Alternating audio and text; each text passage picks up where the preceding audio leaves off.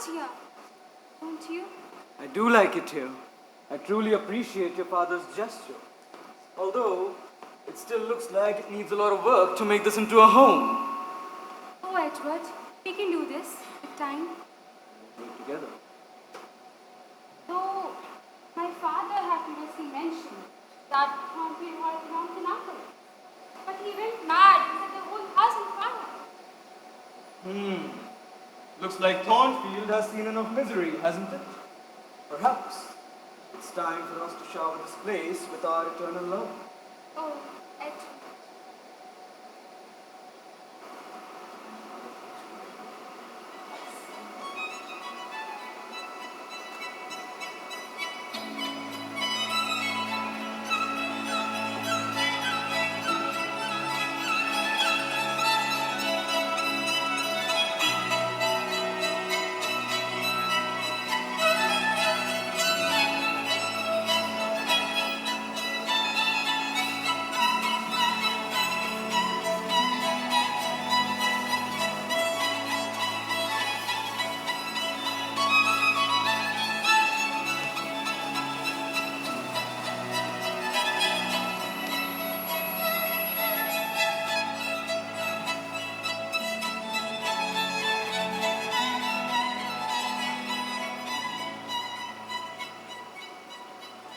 Although, I do have a favor to ask you, my love.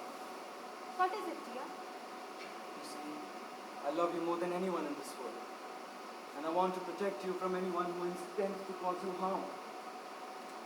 The people of England are not kind towards people with Caribbean roots. I suggest that you should change your name so that no one really knows where you come from. Edward, what are you going on about? Yes. From now on, you shall be called Bertha Rochester.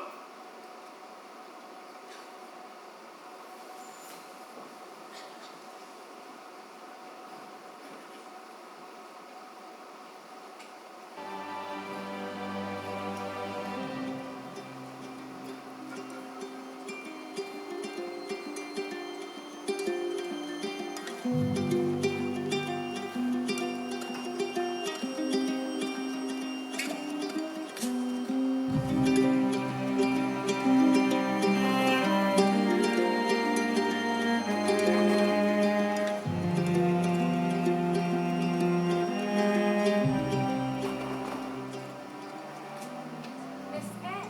Yes, come. I've been waiting for you.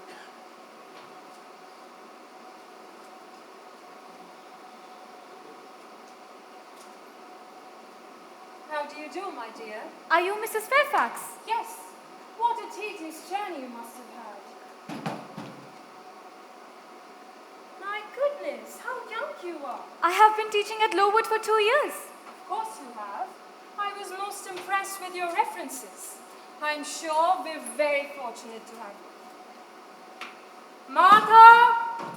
Martha! Can you brew a cup of tea and cut a sandwich or two for Miss Jane? She's had a long journey all the way from Lowood. And tell Josh to take her trunk up to her room.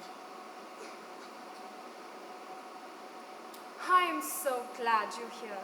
This is certainly a grand old house, but in winter, one does end up feeling a little dreary and isolated.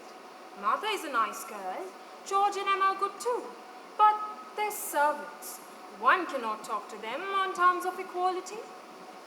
Oh. Thank you, George. Am I to have the pleasure of meeting Miss Fairfax tonight? Who? Miss Fairfax, my pupil. Oh, you mean Miss Varens, Mr. Rochester's ward. She is to be your pupil. Who is Mr. Rochester? Why, the owner of this fine house. I thought Thornfield Hall belonged to you. Bless you, child. What an idea. To me? I'm only the housekeeper. Forgive me, I just... Well, there is a distant connection between Mr. Rochester and I. His mother was a Fairfax, but I'd never presume on it. Heavens, me, owner of Thornfield. Thank you, Martha. Well, I shall leave you to it. Good night, then. Good night, Mrs. Fairfax. Sleep well. Oh, shall see Miss Warrens tomorrow. With Miss Warrens here and with you, we shall have a cheerful house this winter.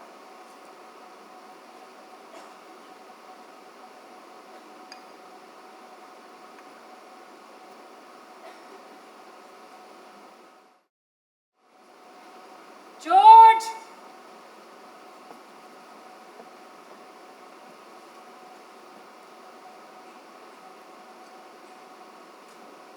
Oh, good morning, Mrs. Fairfax. Good morning, my child. I have never seen anything half as impressive. What order do you keep? Well, Mr. Rochester's visits are always unexpected. He doesn't like to find everything all swathed up when he arrives, so I keep it in constant readiness. Now, come and meet Miss Warrens. Miss Warrens, look who's here to meet you. Good morning, Miss Warrens. I'm Jane Eyre, and I am to be a new piano instructor. Good morning, Miss Eyre. I'm Adele Warrens. Please call me Adele. Fine, but you'll have to call me by my first name too then, Adele. Very well then. Shall we get started with our first lesson, Jane? Sure.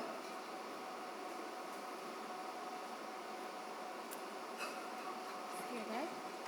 These are the keys.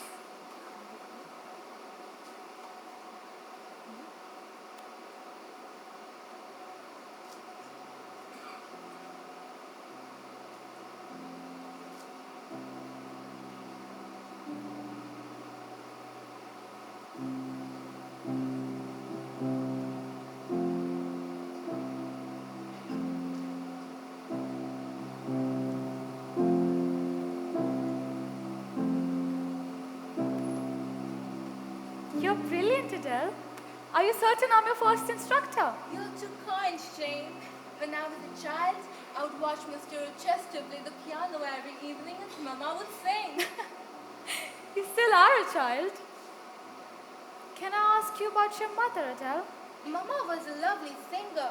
We used to have a jolly time singing together. I wish we had more time, but she's with the Holy Virgin now. You're a brave little girl. Now, would you like to sing with me while I play?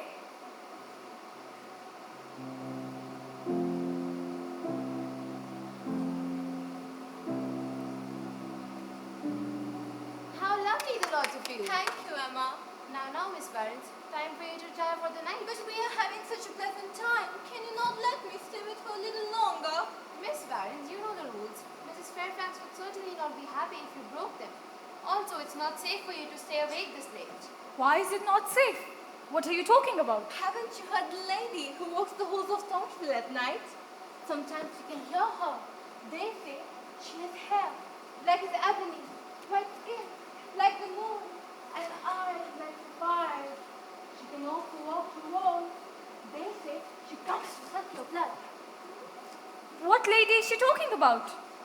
Emma, I asked you something. Emma, why is Miss Warrens not in her room yet? And Miss Warrens, stop scaring Jane with your imaginary tales. But I'm not lying. I've heard Miss Warrens, I shall not entertain any further debate.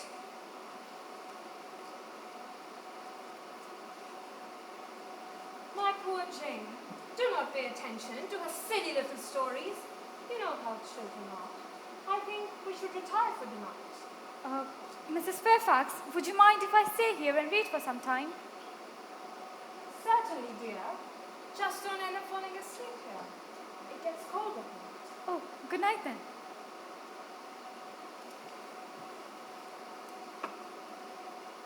Oh, and I forgot to tell you, Mr. Rochester sent us a letter informing us of his arrival tomorrow evening. He's finally finished with his brief adventure in Scotland. All right.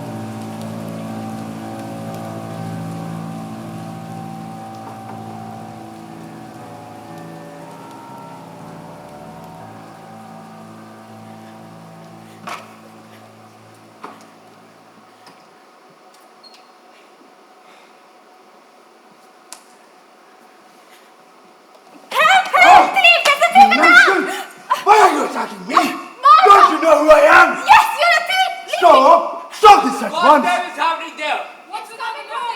I'm Edward, for God's sake! Edward who? Edward Fairfax Rochester, the owner of Thornfield. Good Lord, Jane. What got into you? And you? What are you doing here at this hour? You said you'd be here My tomorrow. journey was cut short due to some urgent work that demands my attention. I did not know it was you, Mr. Rochester. My apologies. But in my defense, only a thief would break in the middle of the night in such a ludicrous Help manner. me understand this. How is this breaking in if it's my house? Stop arguing like kids, both of you. Who are you anyway? I haven't seen you around. A young lady from around here would certainly not act in this manner. Allow me to introduce Miss Varron's new music instructor. This young lady here is Miss Jane Eyre. Jane, this is the fine gentleman, Mr. Edward Rochester, the owner of Thornfield. George! George! Fetch me a bottle of wine, will you? I've had a long journey with a certainly unpleasant ending. Shall I get Martha to cook something? I'm not hungry. I just want some peace. Why are you girls standing there like statues? Haven't you got better things to do? Jane, my dear, I think you should go up to your bedchamber and get some rest. Yes, Mrs. Fairfax.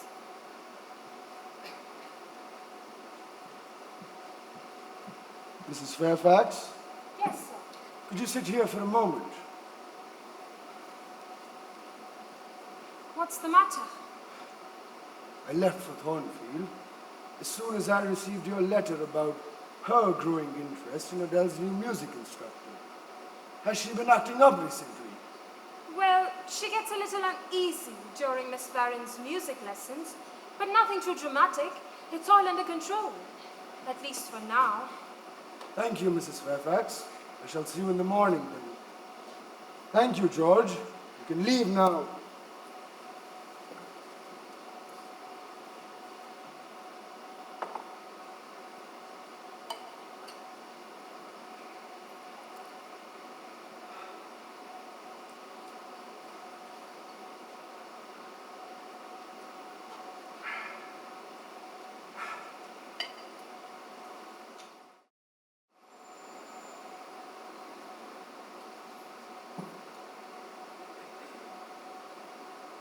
There you are, dear. Mr. Rochester is sitting by the fire. Come and change your frock. He wishes to meet you. I have to change. Oh, yes, I always dress up for the evening when Mr. Rochester is here. But all my dresses are the same, Mrs. Fairfax. Well, then you must have one that is better. He's in a terrible humour, particularly after the events of last night, as you may well imagine.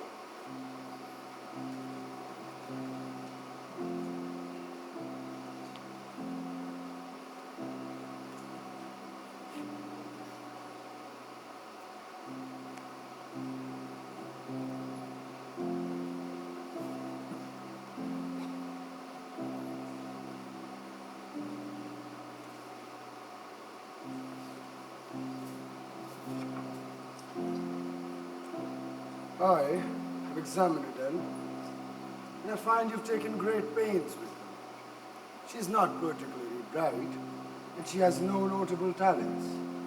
Yet, in a short time, she has shown improvement. Thank you, Mr. Rochester. You've been resident here 3 months, Yes, sir. and from where do you hail? What is your tale of woe? Pardon?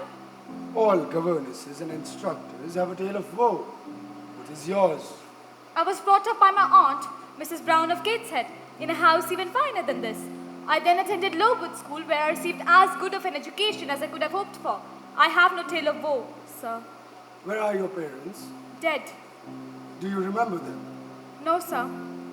And why are you not with Mrs. Brown of Gateshead now? She cast me off Why is that? because I was burdensome and she disliked me. Lowood, that's a cherished school, is it not? Yes, sir. How long did you survive there? 8 years. 8 years. Yet no tale of woe. I daily thank Providence for sending us Miss Jane. Don't trouble yourself to give her a character. I shall form my own opinion. It is to her, after all, that I owe this unfortunate injury to my hand.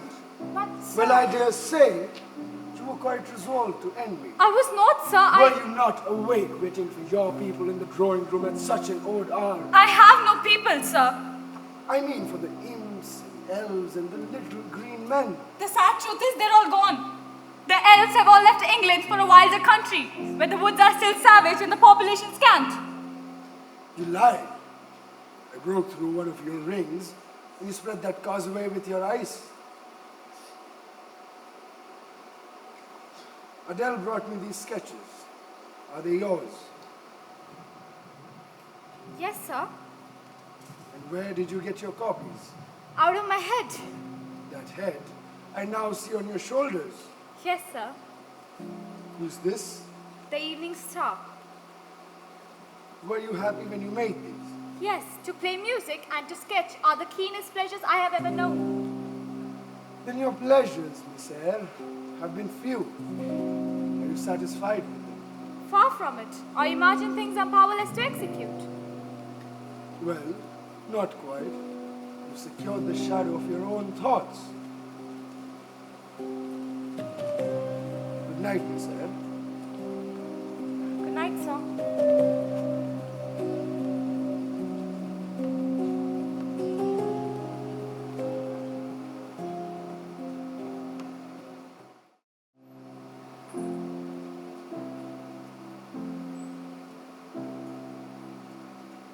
tea, sir. Keep it.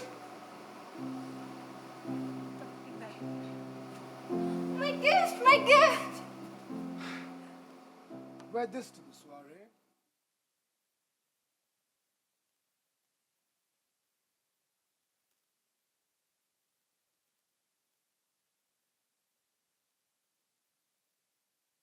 A moment.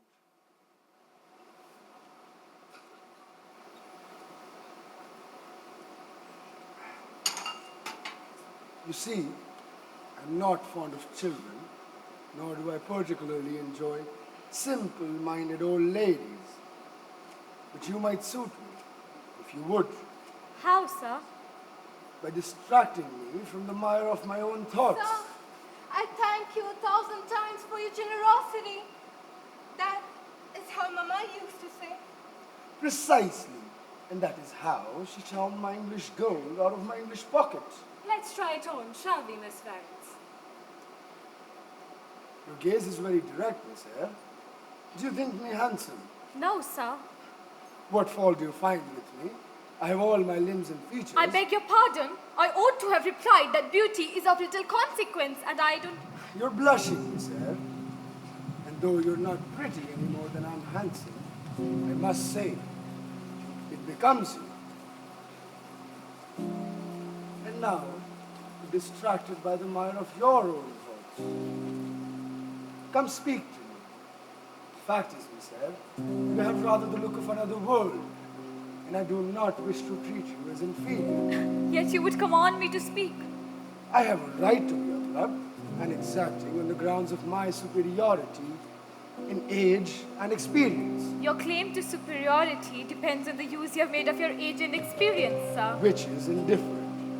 And that is why I sit here galled by my own thoughts in order you to divert me. Are you very hurt by my tone of command? There are very few masters who would trouble to inquire whether their paid subordinates are hurt by their tone of command. Paid subordinate? I had already forgotten the salary. Well, on that mercenary ground, would you consent to speak to me as an equal? without thinking that the request arises from insolence. I would never mistake informality for insolence, sir. One I rather like, the other nothing freeborn should ever submit to, even for a salary. But you see, Miss Eyre, most freeborn things would submit to anything for a salary. But I mentally shake hands with you for your answer. Not 3 in 3,000 schoolgirl governesses or instructors would have answered me as you've just done. Then you have not spent much time in company of schoolgirl governesses, sir. I'm the same plain kind of bird as all the rest, with my common tale of woe. I envy you, How? your openness, your unpolluted mind. If I were 18, I think we truly would be equals. But as you see, nature meant me to be a good man, but I'm not so. Are you a villain then, sir? I'm a trite, commonplace sinner, hackneyed in all the dissipations that the rich and worthless try to put on a life. When I was your age, Miss Eyre, fate dealt me a blow. Dread remorse, it's the poison of life. And since happiness denies me, I have the right to get pleasure in its stead. And I will get it, cost what it may. But then you will degenerate still more. But Miss Eyre, if the pleasure I was seeking was fresh and sweet, if it wore the robes of an angel of light, what then? To speak the truth, I don't understand you at all, sir. I fear this conversation has gone beyond my depth. You're afraid of me because you think I talk like a sphinx. I'm not afraid of you. I have simply no wish to talk nonsense. Do you, Miss Eyre, never laugh? Only rarely, perhaps. But you're not naturally austere any more than I'm naturally vicious.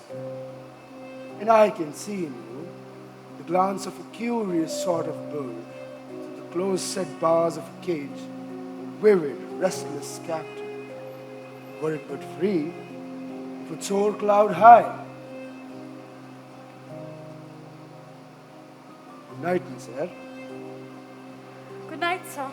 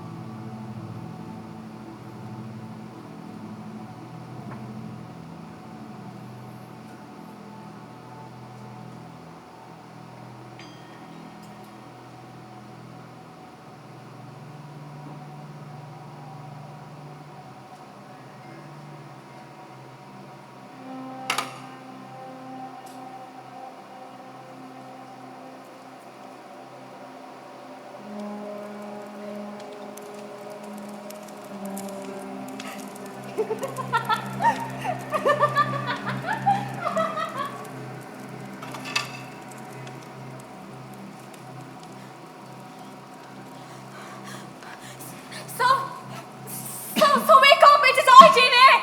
What? Your room is set on fire! What is this?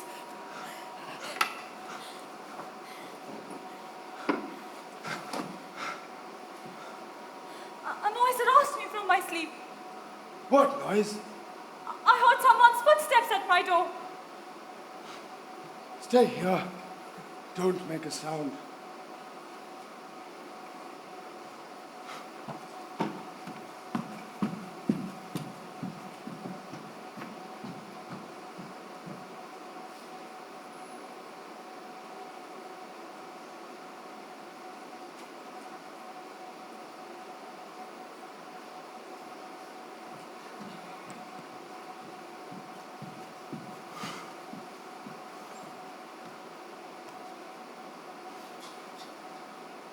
Miss Eyre, say nothing about this. You're no talking fool. But, sir. I'll account for the state of affairs. Say nothing. Yes, sir.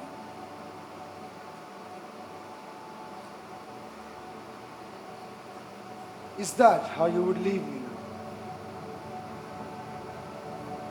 Jane, fire is a horrible death. You saved my life.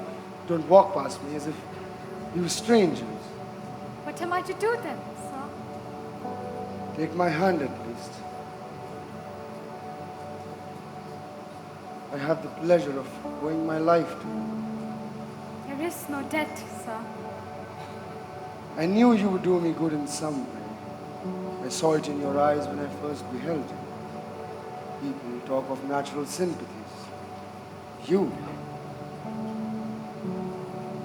Good night then, sir. So you will leave me now. I'm cold. Go.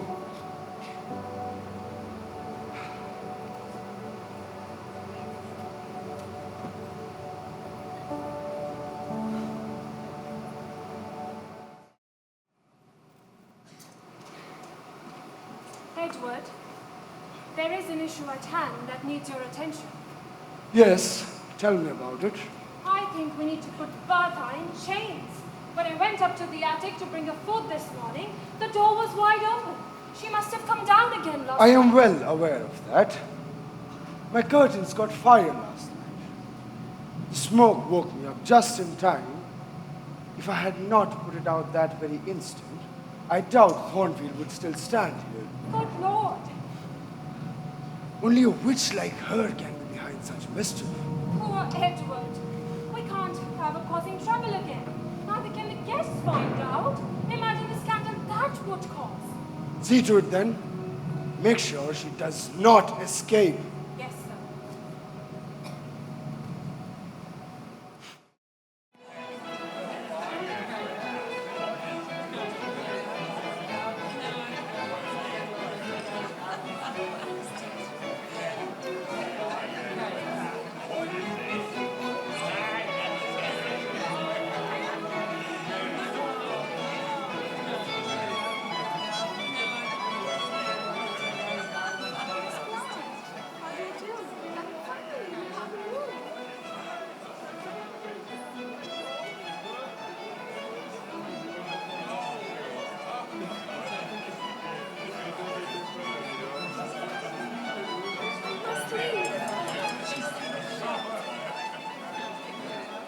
You've grown crude, Edward.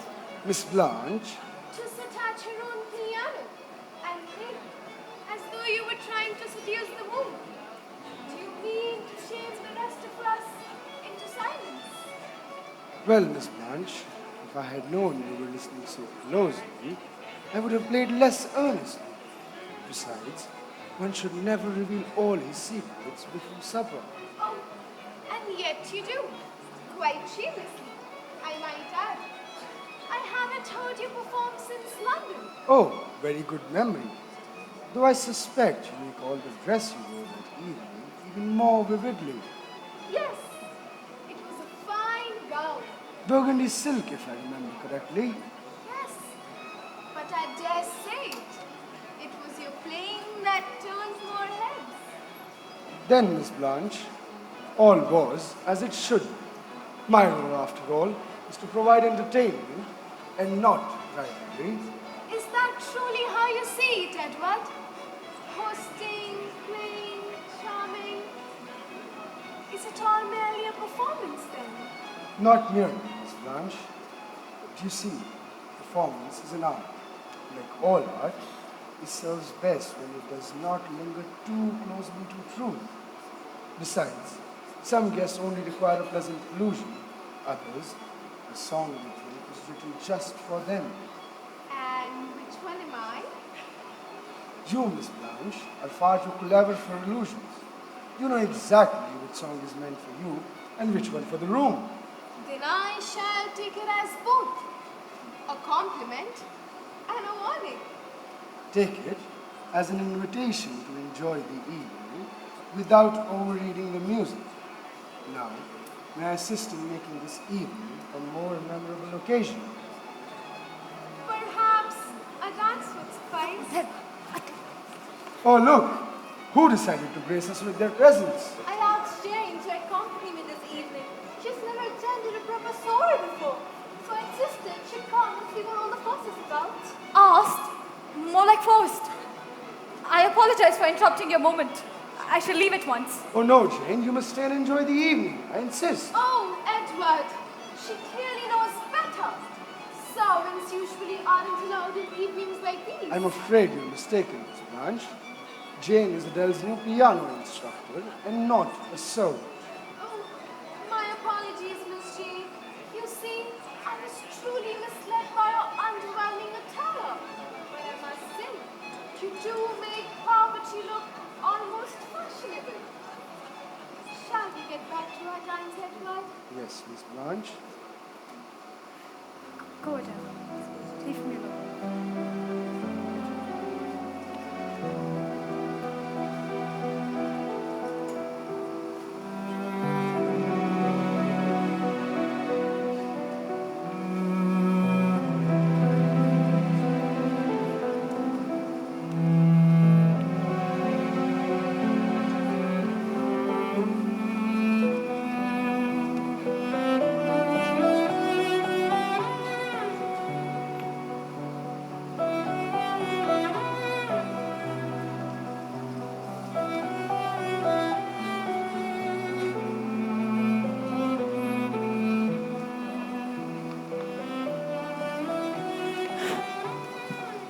My apologies, Miss Blanche.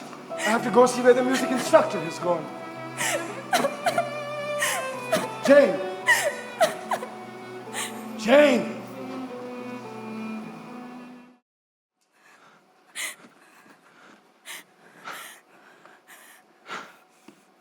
Why did you leave the room? I'm tired, sir. Why did you not come and speak to me?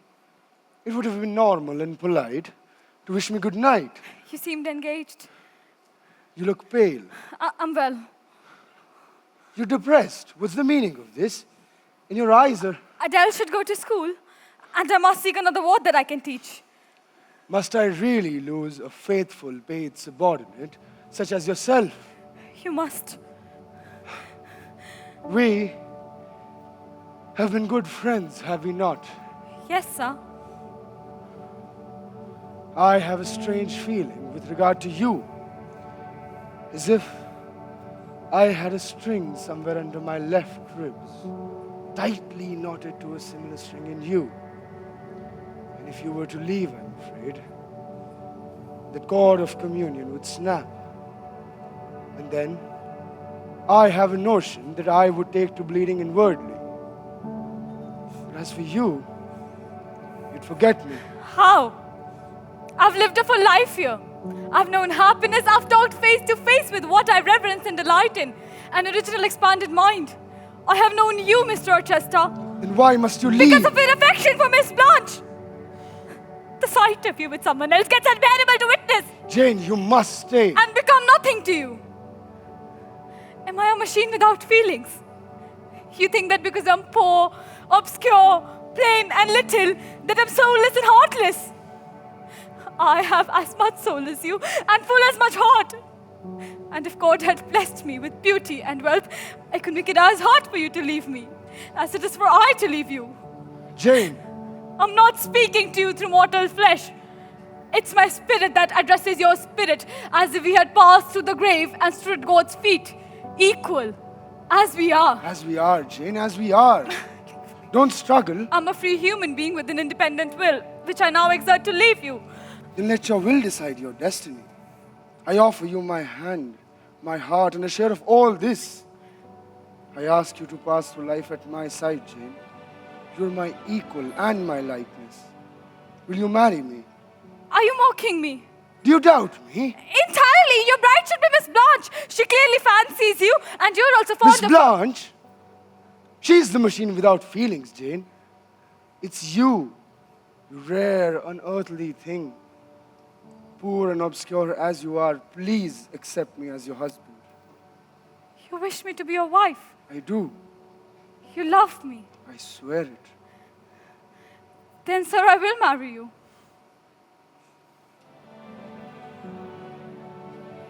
You owe me a dance, Mr. Rochester. Edward, Jane. Call me Edward.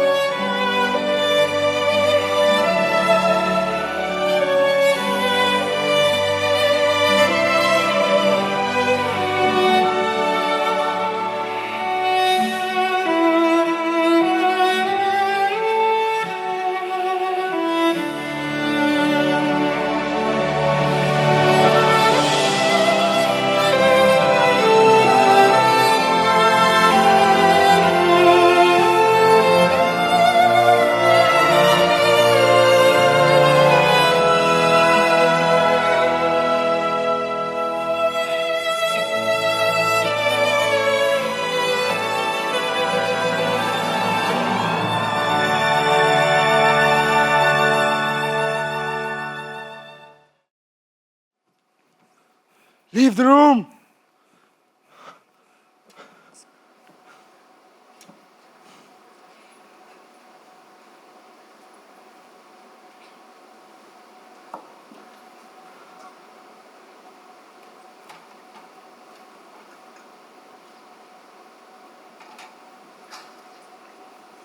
Edward, this arrived in the mail today.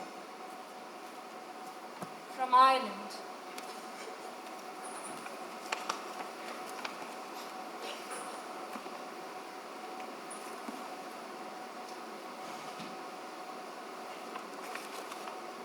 What's the matter? Is everything all right?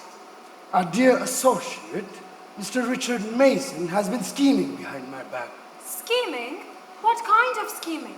He conspires against my good name, seeking to summon me before the magistrate. Good Lord, what are you going to do about it? Well, he must be dealt with. I must leave for Ireland at the earliest to put an end to his scheme. And do you think he found out about the wedding? I reckon he must have got a whiff about it. Must I be forever denied a moment's peace by these barbarous siblings? Why must such uncultivated creatures conspire to vex me so? The sister seems wholly devoted to ruining my nights here, whilst her ever dutiful brother undertakes the noble task of ruining my reputation. Am I interrupting something? Should I come later? Oh no, dear. We were merely discussing the arrangements of our wedding. Edward, may I have a word with you in private, please? Mrs. Fairfax, Yes, sir. tell George to get my business in order for departure. At once, sir. Departure? Are you leaving for somewhere? I'm afraid so, my dear. And our wedding? Unfortunately so, it will have to be postponed. There's some business at hand that demands my attention. But I promise you, I will be back at the earliest. We will have a beautiful wedding, one that the stars themselves are yet to witness. What is it? You seem quite fatigued. Did you not rest well last night?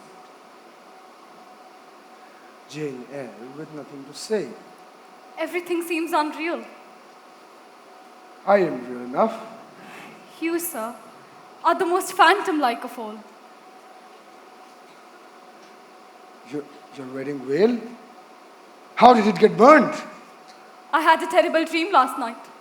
It all seemed so real. What did you see? I saw that my room was set on fire. As if I could feel the heat on my skin, and the smoke was suffocating me. Then amidst the smoke and the flame, I saw a woman. But she didn't seem to be bothered by the fire. She was laughing at me. She was enjoying it. I woke up from my sleep terrified, my heart beating violently. I tried going after her, Edward, I did, but she was vanished into thin air. When I came back to my room, there it was. My wedding veil. Half burnt. No, this cannot be. I'm It's not lying, Edward. Jane, my love, I'm not saying that you're lying. This is the only explanation. I do believe you, of course. It must have been half dream, half reality. The woman did enter your room last night. She must have been a servant. She was not a servant, Edward. I have not seen her in or around Thornfield. You see how strange things appear between sleep and I was wake. not asleep. Jane, there are things about She this was not a house- ghost, Edward. Who is she? Edward, who is she? And we are man and wife, and far from here. I promise I will tell you. Be satisfied, Jane. For now, I will ensure that no harm comes to you. Your horse is saddled and ready to part, sir. Take care, Jane. I will be back. I will wait for you.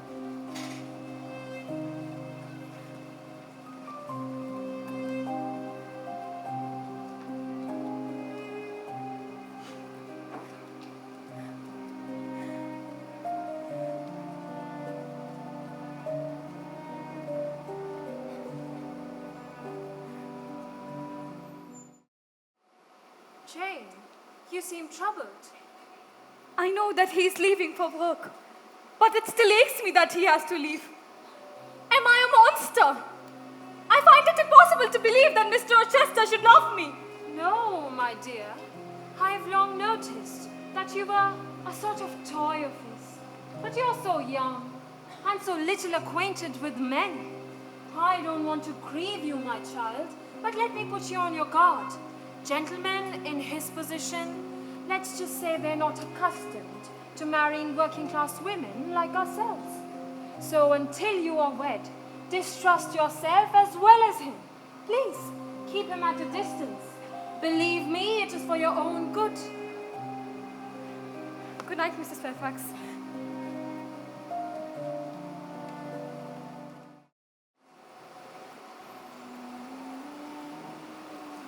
Caught you, at last. Who are you?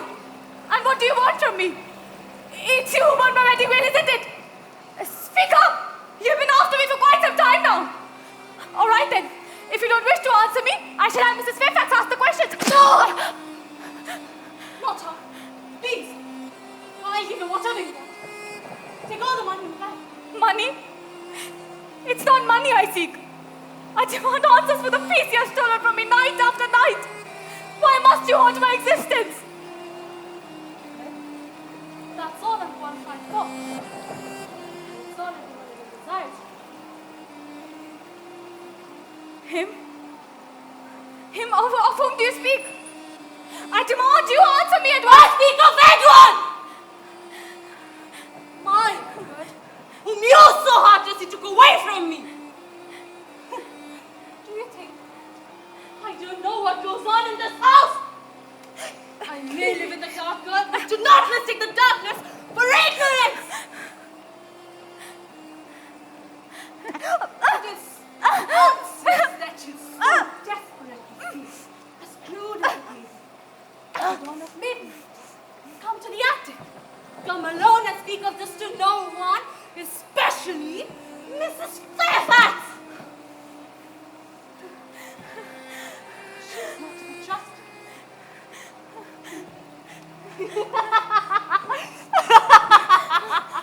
Where I go? Jane, what are you doing here roaming around at this hour? My apologies, Mrs. Fairfax. I thought I heard someone in the corridor, so I came to check. Well, don't be alarmed, dear. It just must be the rats. You should go back to sleep now. Yes, Mrs. Fairfax.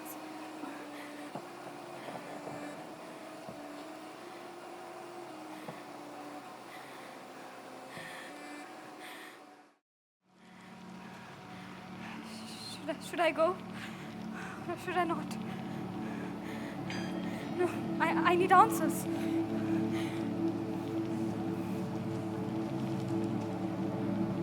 What?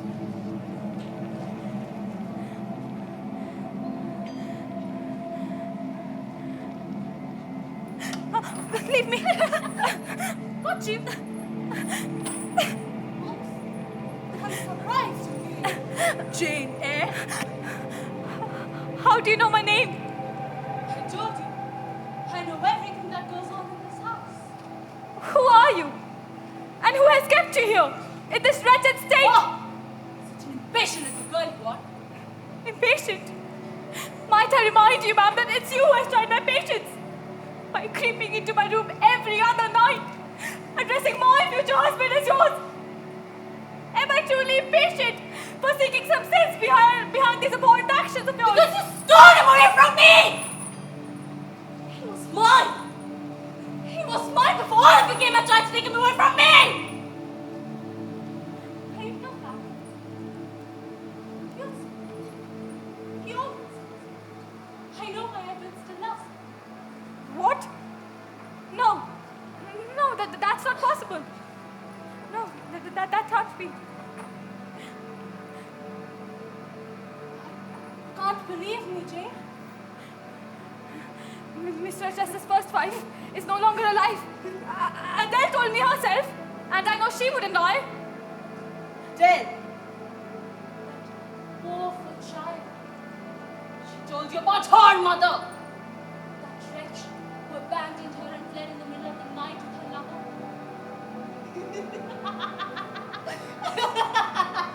She was but one amongst the many who came after me. You see, I am the only woman Edward has ever truly loved and married. And you're just another verse in this endless poem of pretty things to possess. No, that cannot be true. You're raving. You're nothing but a mad woman trapped in the attic. Mad! Think of mad! You were the ones who locked me away. Fed me their silence and now feign innocence. And here I thought you were different from the others. But it's just like them, aren't you? You all steal my money and act like I am insane. Well, Jane, I'm not mad, they are! No, that cannot be. Mr. Rochester loves me. He said so himself. Or why else would he ask for my hand in marriage? Why don't you go ask him yourself, Jane? Go, ask him.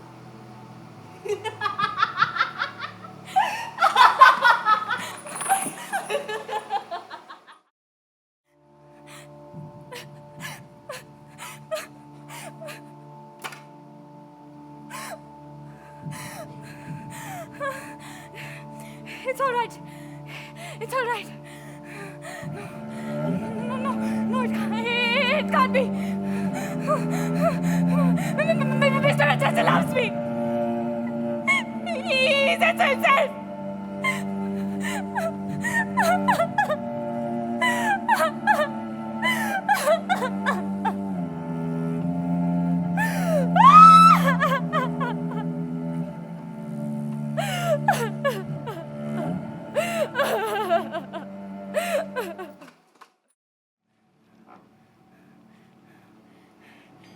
It's all right. I will get my answers.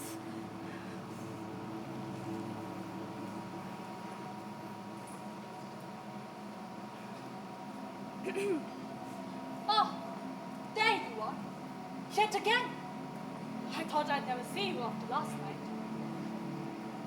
I'm sorry for leaving like that yesterday. I just got a bit dazed, you see. Here, I got you some gingerbread. I hope you like it. Why'd you bring me food? Did they ask you to get rid of me? No. See?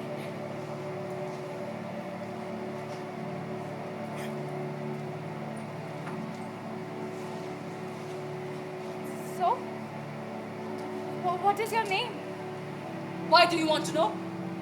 Well, since you know quite a lot about me, I wish to know about you too. And why should I tell you about me? Because I want to be friends with you. Friends? She wants to be friends with me. Yes, comfortable. Besides, I would like to have some company during these cold nights. Don't you? No one ever wants to be my friend. They all think of me as mad. Except that we are dead. So why should I trust this gesture of yours? Speak! Because I mean no harm. And because it seems lonely up here. No one deserves to be forgotten in an attic. That too chained.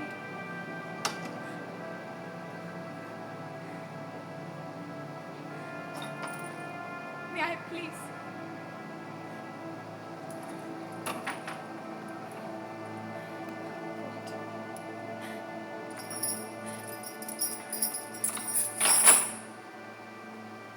Bertha. My name is Bertha Rochester. And from where do you hail, Bertha? What is your tale of woe? I come from Jamaica. Jamaica? The West Indies? You're certainly far from home. How was it there? Don't you miss it? Jamaica.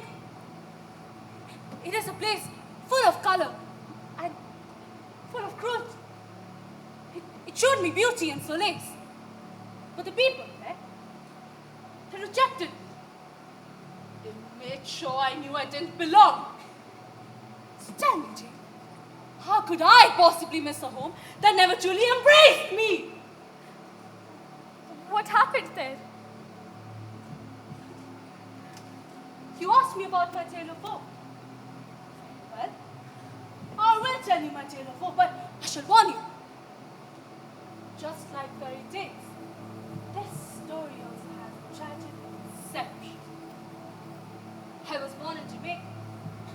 Not the Jamaica they paint on postcards, no. No. But a place too hot, too loud, too bright for comfort. Nature there was wild and alive, and it held me when nothing else did. Greatly people. It had names. You know what they called us? White cockroaches. Outsiders. Ghosts in our own land. Creole. Too white to belong to the islands. Too island to fit in with the English. The truth is, the world was cruel to my mother and to me, Jane. Her name was Anne. And she named me Aunt. But you said that it We lived in our old estate. Fulham. Rotting walls, broken fences. It was as if that place was waiting for something terrible to happen, and it did happen! It did happen, Jane. One night, the anger reached our gates, burning our house, and my little brother Pierre, leaving my mother shattered forever. After that, something changed in her, and she stopped talking to me. I could see the light fade in her eyes. She changed the way she looked at me. It was as if I reminded her of a past she doesn't even want to remember anymore. As if I were a thorn stuck to her feet. She couldn't get rid of. Years passed by, but that hateful look in her eyes never changed.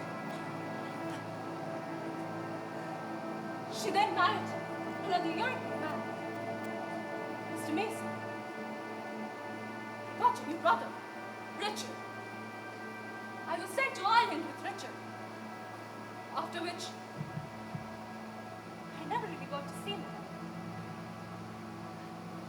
Dear Lord, haven't you been through enough at such a young age? You poor thing.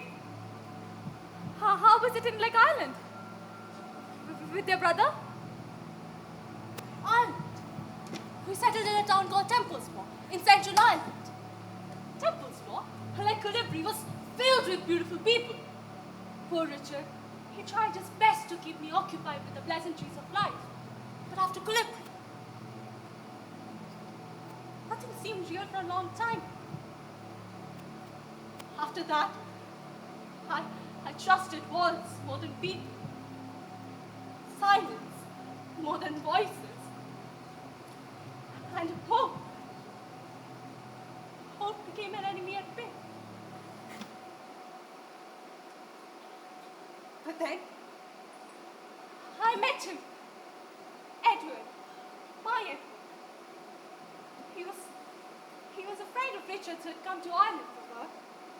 He was such a handsome young man in his early 20s, and he had his eyes on me from the very beginning, I tell you.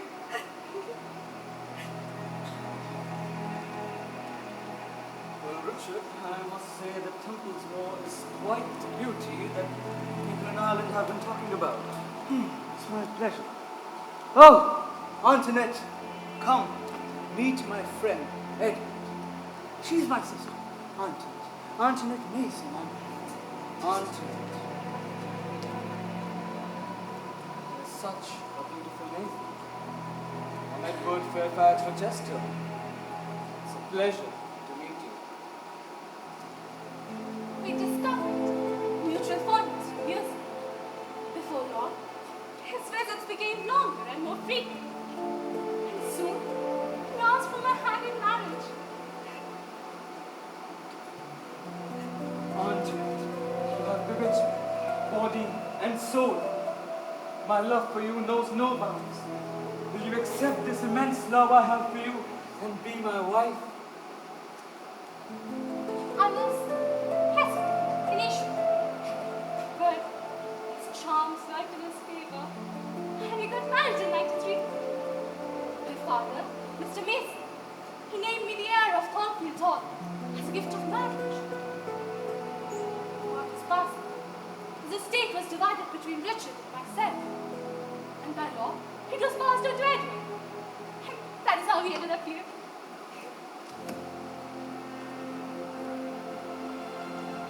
How was your marriage to Edward? And how was Thornfield upon your arrival? Aren't you dying to know more about Edward? Oh wait, I forgot. He's your soon-to-be husband. No. I just want to understand you better. My new friend. Our marriage was nothing short of a fate. It was a delight beyond measure. The initial few months of our marriage, we lived in Templesmore, getting Thornfield ready for our new beginning. Edward was kind, gentle, caring, everything I could ever ask for. But something changed upon our arrival here. My Edward grew increasingly tense. He changed in many ways. First, he asked me to change my name. What?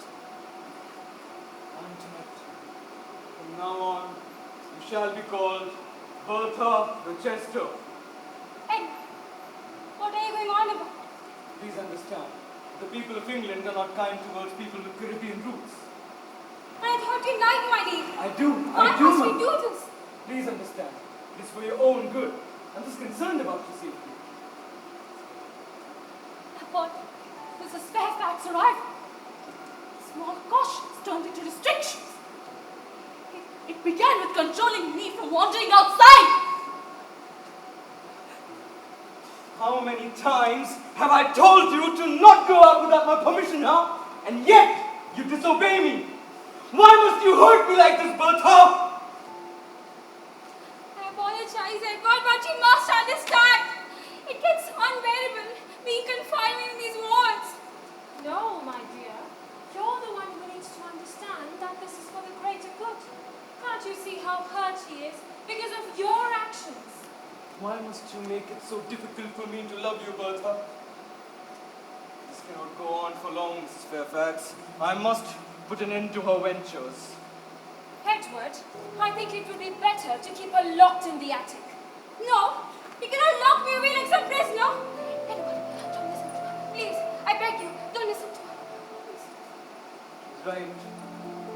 Mrs. Fairfax, Yes. take her away. George! No, you cannot do this to me, Edward. I love you, Edward. Please don't let him do this to me. Edward, please.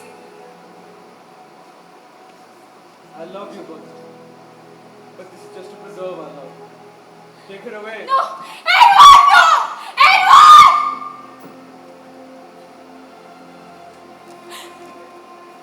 This is preposterous. How can one commit such a vile, inhuman act towards someone they love? Did you not hear a word I just said? Edward did it to preserve our love. You won't understand. He had no choice but to obey that Mrs. Fairfax. She is the one who's corrupted his mind, I tell you. My Edward still loves me dearly. He said so himself. Poor Edward, he's just lost his way back home to us. Yes. I shall take this up with Mrs. Fairfax and Edward at once. They should not be let off so easily. Don't you dare mention a word about our little chat to Mrs. Fairfax. Arthur, You don't understand, do you? She will not be happy. Why are you behind me, Edward? Don't bother him.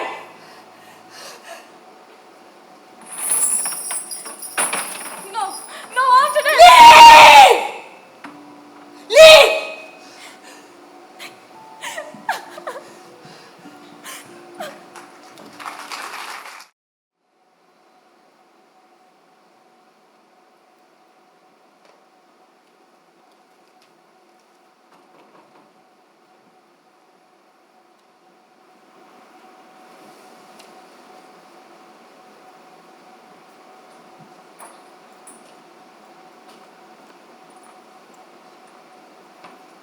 Sir, you have a visitor. It's Mr. Edward Fairfax Rochester from England. Interesting. Let him in.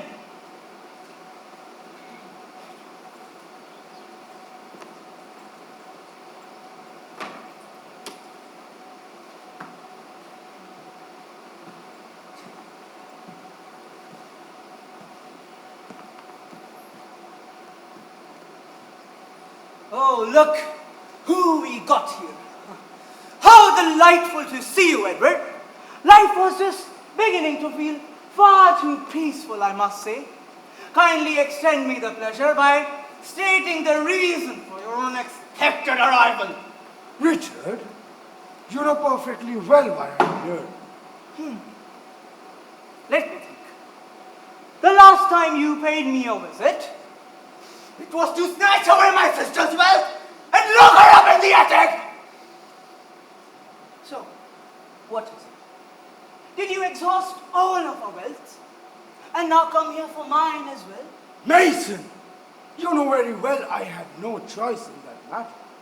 It is your sister who forced me to commit such actions. Don't accuse her mother of her insanity, Edward. She was doing just fine before she married a scoundrel like yourself. You pushing her into confinement is the reason why she went mad. And deep down, you know that, Edward, you know that. I don't owe you any justifications. It is I who suffers because of your insane sister's corrupted deeds, not you. And I make no apologies for the way I choose to deal with it. We can keep going on like this for hours, but I do not have the time to waste. I've come here to discuss an urgent... Oh, I know why you're here, you bastard. You may feel yourself lies to be at peace, but it is high time the world recognizes you as you truly are. A lowly, greedy man who likes to sleep with other women while torturing his own wife. Richard, have you ever given any thought to your actions? Let's assume you take me to court and get me arrested. What will be of your sister after that? You think they'll let her stay with you? No! Instead, they'll throw her in the madhouse as soon as they see her condition. And you know precisely what happens to insane women in mad houses. They get beaten up, baited like beasts, and other heinous acts one cannot fathom. Doing her a favor by keeping her locked away. Edward! How could you do this to me?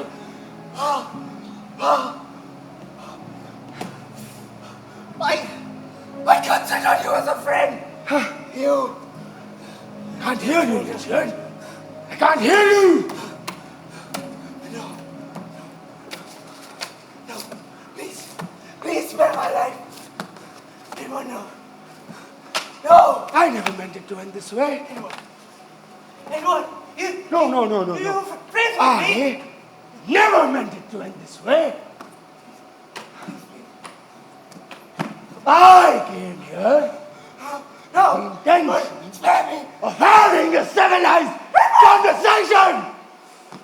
No! But him, he had no intention of listening to. You did this to yourself, Richard. You, my friend, called upon your own doom.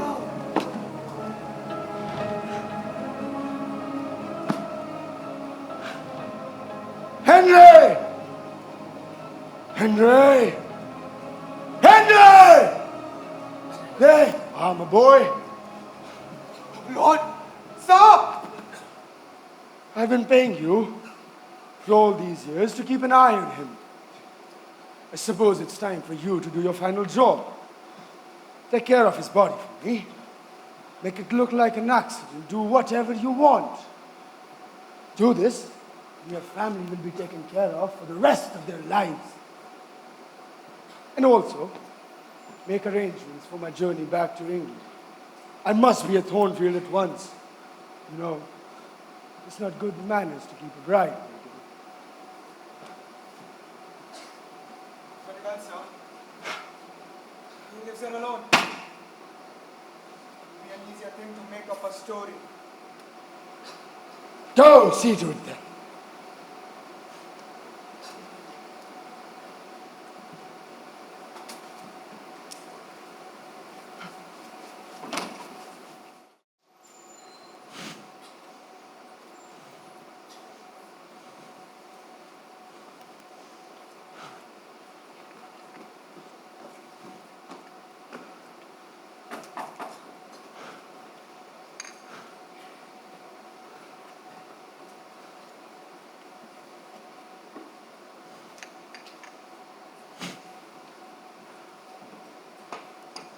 Good Lord, aren't you here a little early?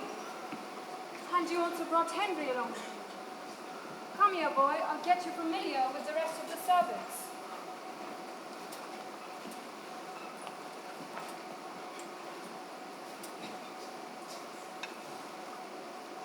George, how many times I have told you? A whiskey and a glass as soon as I arrive! Go!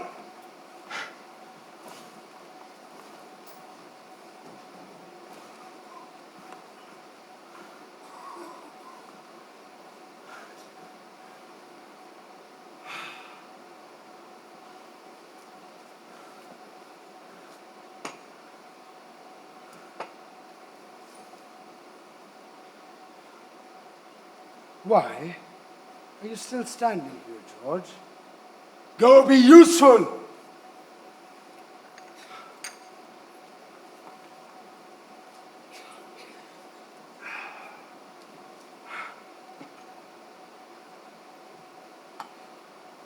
How did it go with Richard? It has all been taken care of. You need not worry. Well, that's good news. And do you think that... Leave me alone. You're here. Yes. How did it go in Ireland? Well, it certainly was adventurous, I must say. But how could I stay away from you? I had to come back quickly. And about our wedding, I was thinking. Now that I'm back, we must get married soon. I wish to talk to you about a certain concern. that has been troubling me ever since you left. Yes, my love, what is it? I cannot marry you, Mr. Rochester. Why? How can I marry someone who is already lawfully wedded to a woman whom he so cruelly has locked away in the attic? Consider me no fool, Mrs. Rochester. I know the truth. I know who she is and what you did to her. How could you? I would have told you. Sure. I was wrong to deceive you, Jane. I see that now. It was cowardly of me. I should have appealed to your spirit as I do now. Bertha Antoinette Mason. She was wanted by my father for a fortune. He sent me to temples more ignorant and raw. I hardly spoke with her before the wedding. I lived with her for 4 years. Her temper ripe. Her vices sprang intemperate and unchaste. Only cruelty would check her. And I've not used cruelty. Her excesses fed the germs of her madness. And at last, the doctor shut her up. And I was chained to her for life, Jane. And one night, I became so forlorn. I put a gun to my head. And I wanted to pull the trigger, but at that moment, I decided to live. My Bertha Antoinette Mason ceased to be my wife. I brought her here, put her under the care of Mrs. Fairfax and all the other servants. Nobody knew her relation to me. They thought her a bastard sister or a mistress long cast off. Jane, have you ever set foot in a madhouse? No, sir. The inmates there are caged and baited like beasts. And I spared at that at least. What else would you know? Now is the time for truth and for trust. I will lay my life bare. It's you, sir. You are the machine without feelings. I honestly pity you. It's not pity that I Do not say it. It's love. Do you love me, Jane? Jane, do you love me? We don't need to go to the altar to make our pledge. We can make it here and now, my spirit addressing your spirit, Jane. Please be my wife. All has changed, sir. I must leave you. No! I pledge you my honor, my fidelity, Sir! my love until death do us part. I must go back from you. You cannot mean to leave me. I do. I must start again. I care for myself. I could bend you with my finger and thumb. A mere reed you feel in my hand. Sir, you're hurting me. No matter what I do with this cage, I cannot get at you. And it is your soul I desire. Why don't you come of your own free will? Edward, stop it! Oh, no. What have I done? What have I done? I'm worthless. Jane, will you hear reason? Jane, You, sir! Jane! I'm the most sickening of all! I cannot bear to witness your crude lies and intentions anymore! Jane, listen to me. Jane! No, Jane!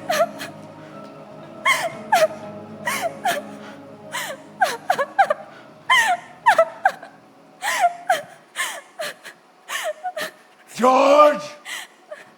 George! Take Henry up to the attic, put Bertha in chains, and bring her to me. She'll be going where she belongs. To the madhouse.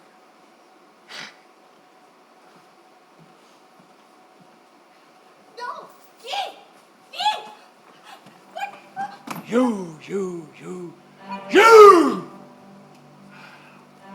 As though you had already not destroyed my life, you found it necessary that what little remained. So you, Mrs. Rochester, had to go tell Jane everything. No, I did not. I did not do anything wrong. I just told her how much you love me. I know you do. You always come back to me when the time is right. There she goes again, playing the victim, begging for sympathy. Poor Bertha, shut up in the attic, ever so tormented by her brute of a husband. Is that what you told him? Well, it certainly seems you've gone mad, does it not? It's a pity he died trying to free you. Your poor brother. What was his fault? To have a mad and grateful sister like you! But my brother, Yes, Richard, yes. Your dear heroic brother, Richard. but you said he wanted nothing to do with me. I told you what will keep your mouth shut. Edward, where is my brother? What have you done to him? He's dead, Bertha. He was going to take your case to court. I took nothing that was not freely offered to me. Your father's estate is transferred by law to me. Your inheritance signed over to me. Your name willingly changed. You surrendered it all, Bertha. No. That cannot be true. It was all that I had. No. You killed him. You killed him, did you? How could you commit such a great act, Edward? How could you? Get out of your dreamland, Bertha. The world is built on order, and your brother forgot his place. And paid dearly for it. And now, it's time for you to pay the price. I should have taken the step sooner. I let my kindness get the best of me. And now I am suffering the consequences. George, Henry, take her away. She'll be going to the madhouse. No, what are you doing? Leave me! I'm his wife! Edward, you cannot do this to me. I did nothing to deserve her. All I did was love you, Edward. No one has ever loved you like I did. Not even like Jane. You wretched lunatic! You took away the only person I ever loved. I never asked for your love. I despised you from the very beginning. You were a burden, stained to be hidden. Take her away!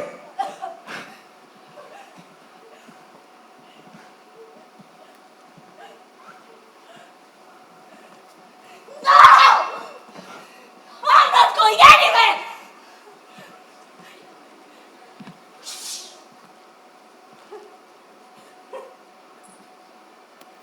You thought I would believe your lies. You twisted things. You said we would start anew. You promised me a family. You said loved me. You liked me, didn't you? I will not stay quiet anymore, Edward. Not now, not anymore.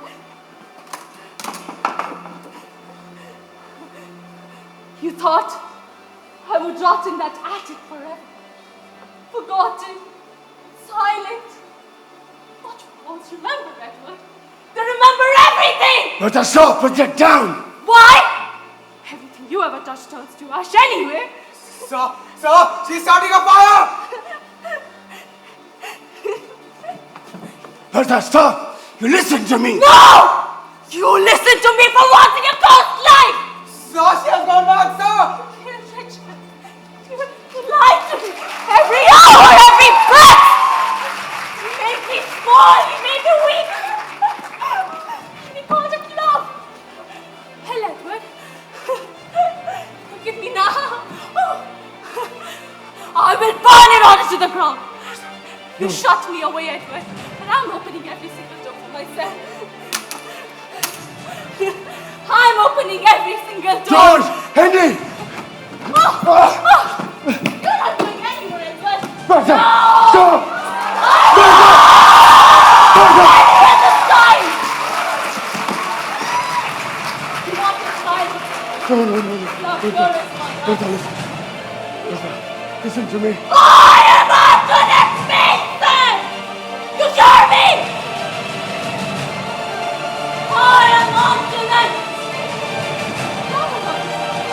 No, no, Bertha. Bertha, listen to me. Bertha, listen to me. No! No!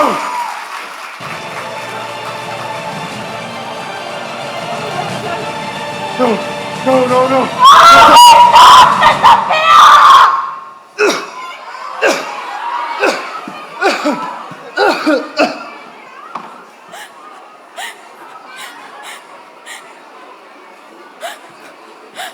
Antoinette! Antoinette! Antoinette! No! No, Antoinette!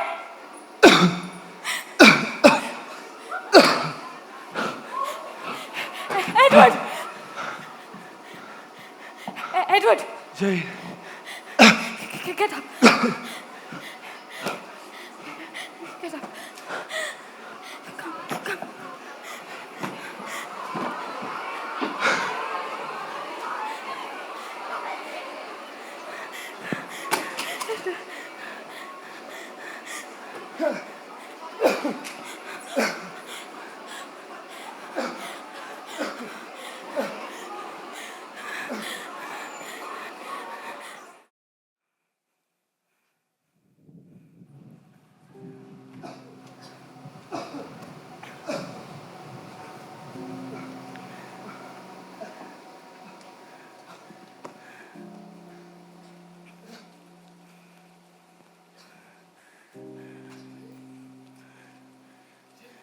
Do not mistake my humanity and kindness for love. Fire is a horrible death, sir, but not as horrible as your deeds. Death would have freed your soul. But now you're condemned to live like this, burdened, stripped of all that you had. Your mansion, your people that surrounded you, your wealth. Here, look at me now. I did not save your life, sir, no. I just made sure that you suffer till your last breath. Jane! Bertha! Jane! Jane!